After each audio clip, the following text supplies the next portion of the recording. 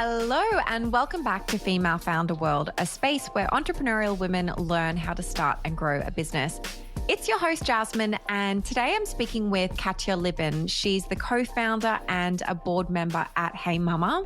HeyMama is a thriving social media network for working mums.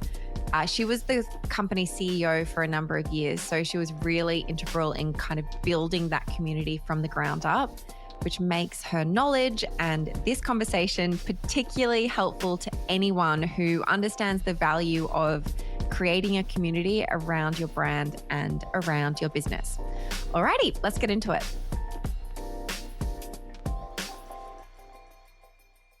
Katya, welcome to the show. It's so great to have you on Female Founder World. Thank you for having me. I'm so happy to be here.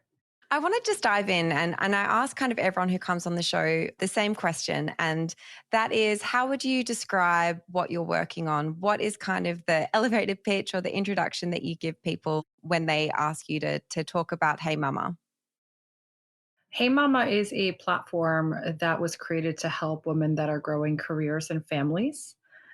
It's really, a community to help super serve working moms as they navigate so much on their plates, and to do so online, offline, in any way that they want to connect with our members. That's why we really created the entire community, is to serve them. And what were you doing before this idea came to you or before you started working on this? Before HeyMama, I was running partnerships for a few various companies. I was working in tech and doing some partnerships in that category. And then I worked for a conference called Social Media Week, where I supported them with integrated partnerships at their conferences that took place all around the world. So I have a real passion for the intersection of like community, partnerships, and brand, and was fortunate enough to get some really helpful experience early on that served me well as I started building HeyMama. And so kind of moving forward a little bit, how did the idea come to you? How did you kind of start working on this venture? The idea came to my co-founder and I back in 2014. We really started to notice that as busy working moms, we didn't have access to a community or a tribe of women that we could lean on. So I'd say the real problem started to be felt earlier than that. I had my daughter back in 2011. I was 26 years old. I was definitely a young mom in New York City, and just looked around and felt really uninspired by the lack of support that was available, and how much of the narrative around working motherhood seemed still so foreign and difficult for me to wrap my head around.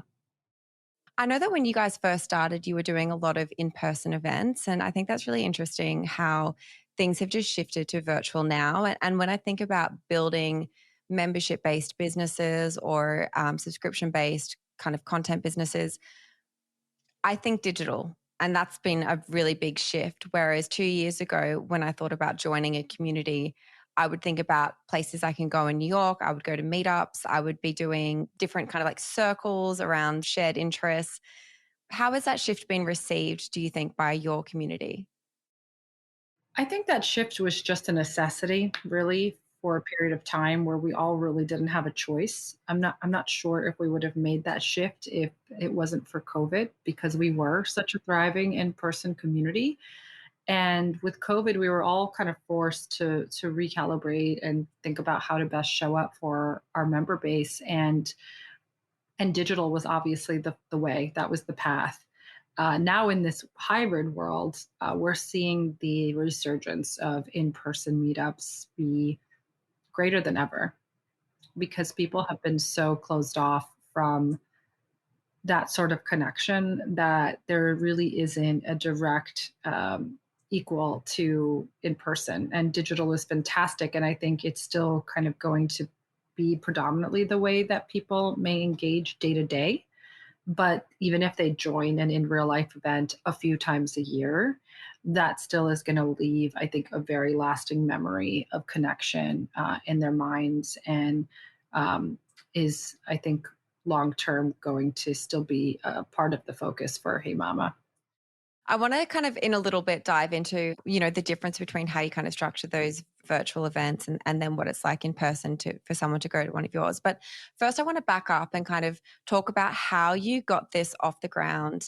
When people say, oh, our community grew organically, I feel like it can get glossed over so easily. Whereas, when I'm thinking about how do you grow community organically, I'm not just posting to Instagram every now and again and then just, hoping that people will engage and then all of a sudden sign up to an email list. What were some of the strategies that you guys were doing early on to get those first 100 or first 1,000 community members? Yeah, it's such a great question. I think our strategy early on is we actually had the membership be free in the beginning. It was invite only, but it was not at a cost. And we really focused on telling the story around these women and building the buzz around Hey Mama and the events. And, people ask, like, how did you get those first few hundred people? And it was pretty much meeting with all of them. Like there wasn't this massive shortcut of like, and we did this one thing. It was us really taking the time to connect and get to know these women. They were very drawn to what we were building and they wanted to support us. And then we made it simple for them to do so, right? By being active and participants in the community, by helping share it with their networks. And then we started having word of mouth because that's really what you want to get. You want to get that virality effect where someone's like, "Ooh, I heard about this from a few people." And Hey Mama was really this thing that people like discovered. And when they discovered it, they felt like they stumbled upon what they had been searching for because we were hitting on this real lack of identity for women like myself that were smart and driven and passionate and entrepreneurial or working or creative or stylish or all these perceptions of motherhood that you weren't really seeing as a on the other end. Motherhood was still kind of like the way that I think moms were even marketed to at that time was quite different. And so was it this cool thing that it kind of has become over the past 7 years, like even our Instagram account when we started, we were really early on in featuring like women that were a bit edgier, I think, and more in a more curated capacity. And I think people really gravitated towards this like anti-motherhood vibe. Not, it's hard to explain, but at the time it was different. It was different visually. It was different from a tone of voice. It was different from what we were talking about, the what we were really trying to evoke within that woman. And that really helped us because we were able to grow our Instagram following really quickly. And then this was, also in a time of Instagram where people didn't have a million DMs. So we would always DM women that we didn't know and say, hey, this is what we're building. We'd love to tell you more about it. And we would get a lot of responses from women all over the world that were like, this is amazing. I've been waiting for this. So imagine we did that every day, every week, every month, continuously. And that was what led to that word of mouth virality that allowed us to get from 250 members to kind of, the next. The second thing we did is we launched in different cities. So we started with New York, then we did LA, then we did Miami, and we had like a per city approach. There are also approaches like if you think of Uber, they really saturated one market and then they scaled that. We approached it a little bit differently. But that's just because at the time, we really wanted to help build community in different places and really be a national community. Now we have members across every state in the US, but that took a long time. Yeah. Just to dive in a little bit more, you mentioned that you made it really easy for people to join the community early on. What was it that you were offering them? If they were to share it with a friend and say, this is a great space, you should join, was it a sophisticated social media experience? Was it a newsletter list? Was it an event they could come to? What were they joining? It was none of those things. It's definitely not sophisticated in any way, shape, or form. Um, they actually joined what we had was a WordPress site that we used like a skin, right? But people thought it was quite custom, but it looked like a media site. So it had profiles and sliding images and content. It was content driven. We actually didn't launch the content until about, I'd say, 6 months to a year after we started. So our first step was not even launching the blog. Our first step was actually the Squarespace site, and it had like tiles, and we invited everyone to be a member and to be featured on this Squarespace site. It's not like it had massive amounts of traffic, but people were really excited to be a part of this really kind of bespoke, new, interesting community because it spoke to a need. I think that's the really big thing. It's not about how fancy what you do is. It's about, are you offering something that they're not getting anywhere else, right? Because I think a lot of times you could think that all those other things are important, but if you started a community for small dogs who want to do yoga, and you're the only one that does that at that time, you're going to get some traction because Also, there's a I market bet out that there. exists. I bet that exists now. But yeah, it's hilarious you mentioned that because I had a play date for my daughter the other day, and the mom I was with told me about how when she lived out in LA, she actually started the first yoga for dogs. Amazing. Yeah, and so that's why it was in my head because I was like, that's hysterical. She got a ton of press over it, and then decided dogs didn't need yoga. It was really for the owners to watch their dogs doing yoga.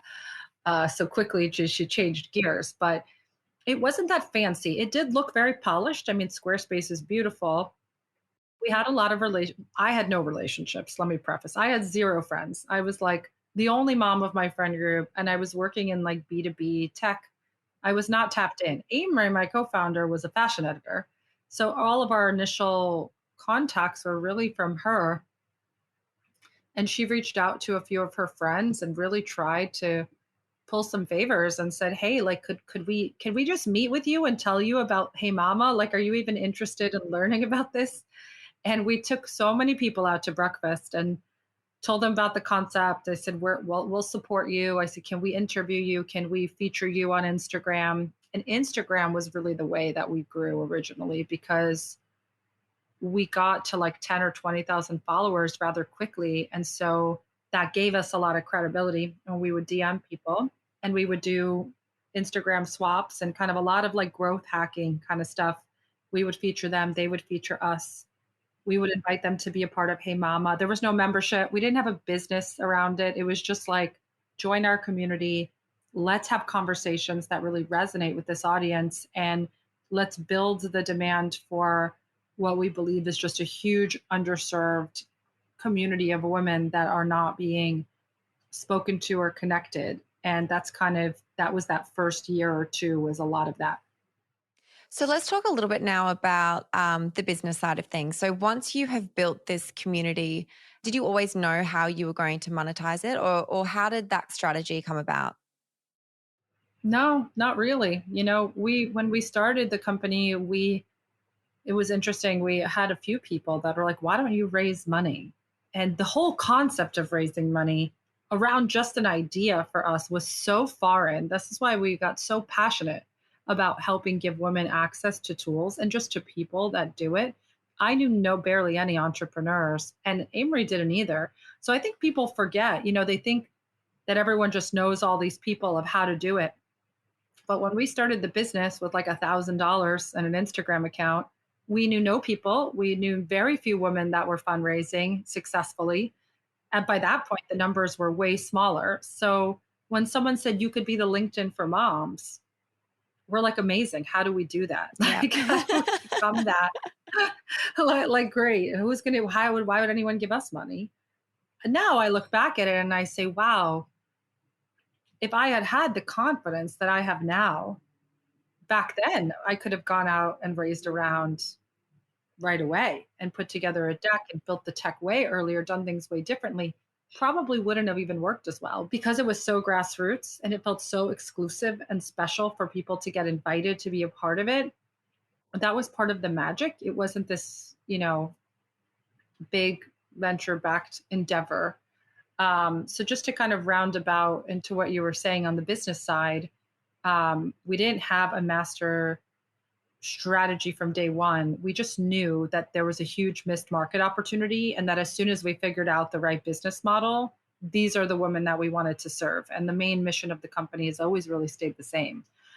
It was just a matter of how are we going to make money and actually sustain the business. The first couple of years of that were all through partnerships. That was my background, was in sales. So when we had companies reach out to us to partner, we started to do that. Kudos to the entrepreneurs that just know exactly what they're going to do and how to do it. But for us, it was constantly a Tetris game of figuring out what we wanted to build and how we were going to get there, and really just taking the next best step. That's what worked for us. I think we've always been really close to what our community wanted. And we actually only started charging for membership when one of our members said that they were getting so much value from HeyMama that we needed to charge for it. And my co-founder and I always were like, no, we would never charge for membership. We want this to feel so just like, I don't know. I don't know why we didn't want to. It was just in our minds, we what we're nervous about charging for this membership. We got over that very quickly. We started to do the numbers. This was before these, memberships were quite as I think pervasive as they are now. And we just realized that if we wanted to build a really sustainable long-term business model, that subscription revenue was definitely going to be the way to go. So I'm a huge fan of subscription business models. I think they're wonderful and they really help you build that foundation. But the first couple of years of the business were all funded through brand partnerships. So more of like a media opportunity, right? So it was integrated partnerships, influencer events, launch events for companies. We've done so many launch events over the years. And then the membership launched in April of 2017. And that really kind of changed the course of the business and started to really focus on building that membership base. And are you guys built on an existing kind of network or infrastructure, or have you custom built the tech underneath your community? Because there are so many now. There's like mighty networks. You can have courses on Kajabi. People are using Facebook groups, and I think fewer people who are kind of going into the space are kind of building their own underlying tech infrastructure. And I'm just wondering what you guys are using and how that's working out. Yeah, we used Slack and Google Groups for years, and then last year we started building our own. And now, yeah, the tech is custom, so all of our members get access to a built platform that we built from scratch. It's beautiful and it feels very us, and I think it's giving our members a great experience. How have you found going from running something that is like a content and community based company to now you're a tech business? Yeah, it's been an interesting pivot. I'd say that, our new CEO who just came in a few months ago is very tech driven, and she's incredibly data oriented and has had a lot of background in tech. I had some from before Hey Mama, but in a different capacity. There were more established tech businesses. I think as always, you really want to look at the numbers and you want to make really great data driven decisions, and you want to have a great way to provide a feedback loop from your members so that they're able to communicate with you about what's important to them and what they need. And so I think those things are really important. We've also had some incredible hires along the way that have really specialized in this. So I think it's important to have the right people around you that can kind of fill in the gaps. And then as always with entrepreneurship, I think a lot of it is just knowing your customer better than anyone and being really connected to them and getting that real feedback directly from your members about what they want and what's the most important. In a really kind of like tangible and tactical sense, what does that mean? Are you in the DMs reading feedback that you're getting? Are there structured kind of calls every month with community leaders? How are you actually facilitating getting all of Yeah, that feedback? that's a good question. So I'd say for starters, surveys, like there was always an end of year survey, if not maybe two throughout the year, really detailed, so that was a very important way to collect feedback. I'd say the second one is building just a culture of caring a lot about member feedback. So members felt very comfortable to share. And when they shared, it was like that was really, people would get on a call, listen to their feedback, understand it, report it back. It might have seemed like something small to someone, but any little bit of feedback from a member was communicated really to the company. So I think those are two very tactical things. I think there's a difference between what users like and what they're willing to pay for and how much they're willing to pay for things. So there are different exercises and tools when thinking of, well, like, what is this really worth? And how do I really structure the different features that I'm offering? So there are specific surveying tools that allow you to really weight different options. But, for us, it's really because we've been offering a generally similar membership deliverables for quite some time. It's really about honing in on the types of content and experiences that people want most, and then doubling down on things that people really want. So, for example, we had a series called Mama Matchmaking where we would get moms together and we would like speed match them. And I think when we started doing that, we didn't have that event that often. We did it once, we tested it out. And then over time, we started to see that this was really such a favorite event. So instead of busying ourselves with programming lots of other things, we just started to look at how do we optimize for the things people want the most and make them more consistent. So getting feedback for each event or somehow being able to understand in real time or as close to real time what really worked and like noting that. So that way the next time you're doing something, you could look at something as small as like, it seems like people were really engaged on this specific panel. They were engaged in the chat.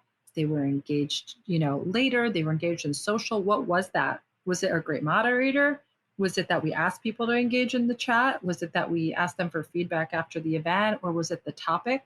So kind of getting a little analytical on these little things, and then those end up adding up into how you form your strategy for the next year. I'm really interested in how you not only set the tone for what the culture of the group is going to be, but also kind of maintain that as the community scales. Do you have any insights or advice about how you've handled that as Hey Mama has grown so quickly?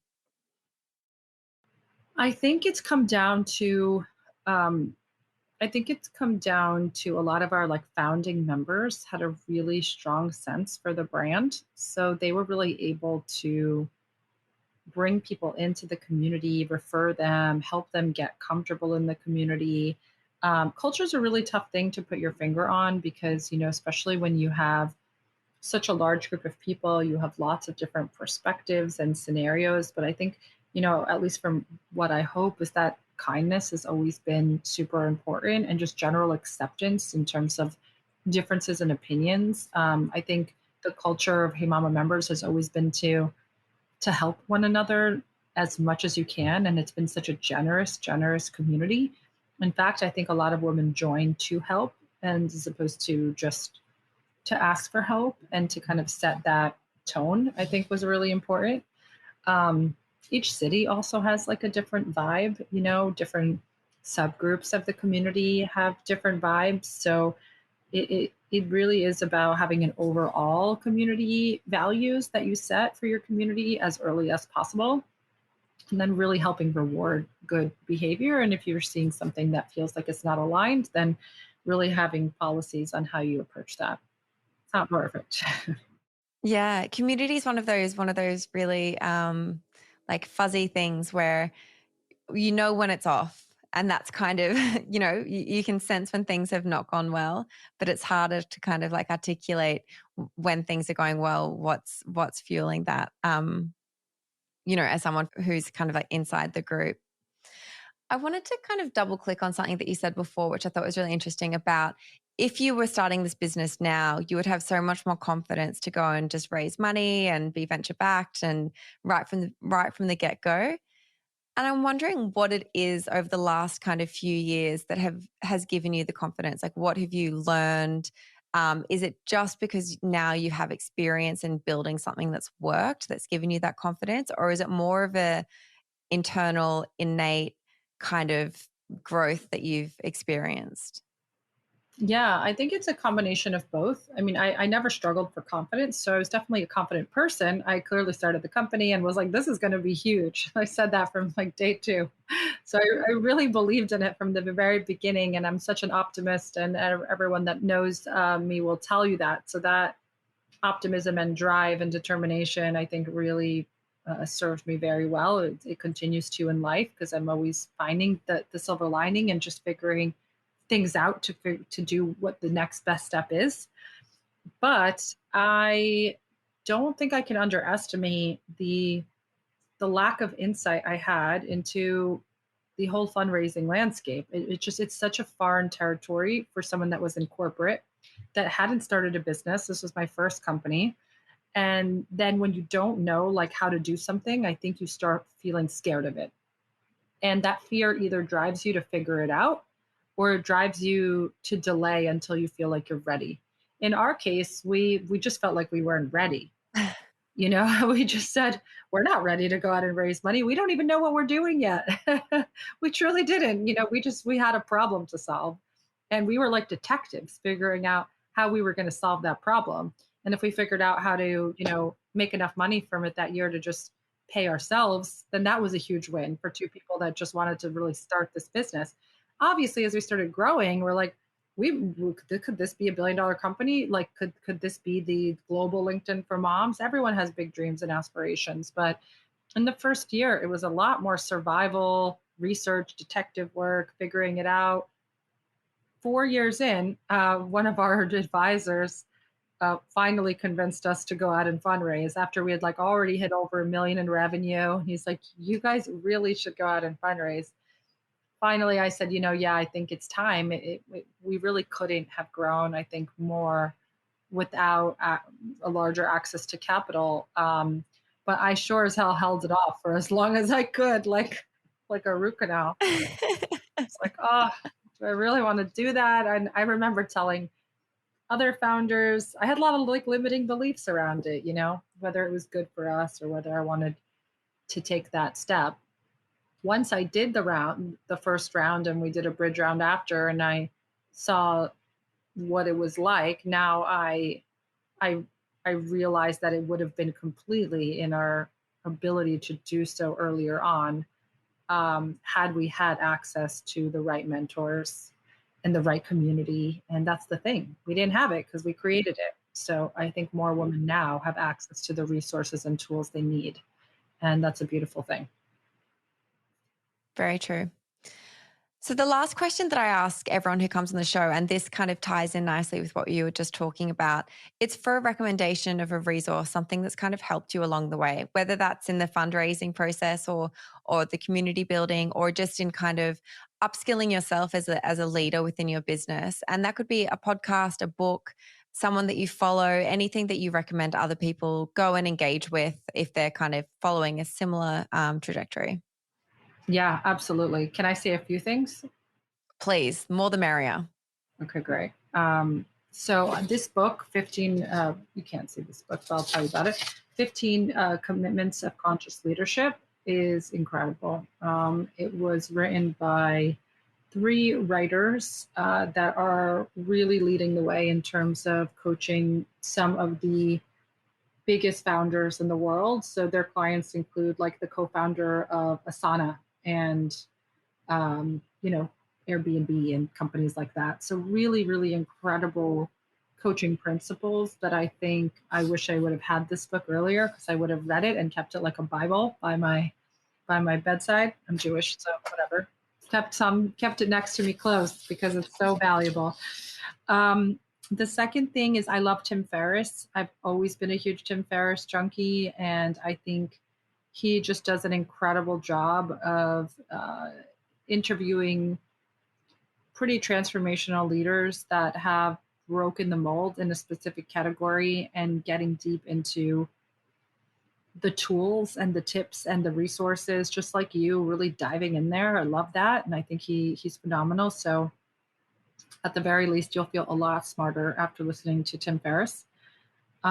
The third and final thing I'd say is to invest in coaching, because I think so many times you don't have all the answers. You have a lot on your plate. You're trying to build a company, and everyone needs a great coach, whether that's a spiritual guide, executive coach, in different categories. And I have a couple I've worked with that have been really, really transformational for me.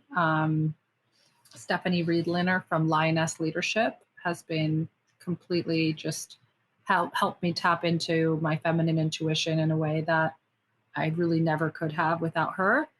And also, Valerie from Core Coaching has, I mean, I just can't even tell you what a godsend she was. So find great coaches that can help you step up to the level that you need to be at to be successful. That's great advice. And thanks for actually name dropping there. Sometimes people can get cagey about giving the specific name in the recommendation, and everyone's like No, are comments you and says, kidding? "Who is I, it?" I would love for people to check them out. I'm happy to share the links of who they are if you have any like show notes that you typically Yeah, provide. Okay, great. awesome. We'll drop that in the show notes. Brilliant. Well, thank you so much for your time, Katya, and thank you for being just really forthcoming with your learnings and your story. It's going to be really helpful for people. Yeah, absolutely. Thank you for having me. And I hope for any entrepreneur that's listening, just keep going, keep trying, and don't give up on yourself and your idea, because there's so many people out there that probably want it that don't even know about it, and you're going to find them.